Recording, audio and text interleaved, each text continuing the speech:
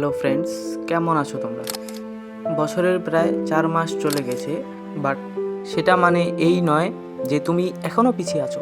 মনে রেখো, সাফল্য কখনো সময়ের সঙ্গে থাকে না, এটি থাকে তোমার মনোবল ও ধারাবাহিকতায়। এখন পর্যন্ত তুমি যদি পড়াশোনা শুরু না করেও থাকো, তাও এখনও সময় আছে। সময়ের হিসাব কেবল যতটুকু তুমি তোমার নিজের উন্নতির জন্য ব্যবহার করো। কিছুদিন যদি তোমার হাতে থাকে, সেই সময়টাও তুমি কাজে লাগাতে পারো। প্রতিটি দিন একটি নতুন সুযোগ। নিজেকে আজ একটি নতুন শুরু উপহার দাও। তুমি যতই পিছিয়ে থাকো না কেন, মনে রেখো যে আজকের শুরু আগামী দিনের সাফল্যের বীজ বুনতে সাহায্য করে। সুতরাং এখনই সময় কাজে লাগানোর। তোমার লক্ষ্য যদি বড় হয়, তবে ধীরে ধীরে কিন্তু ধারাবাহিকভাবে সেই লক্ষ্যে পৌঁছানো সম্ভব। আজই শুরু করো, না হলে 1 বছর পর তেমন কিছুই অর্জন হবে না।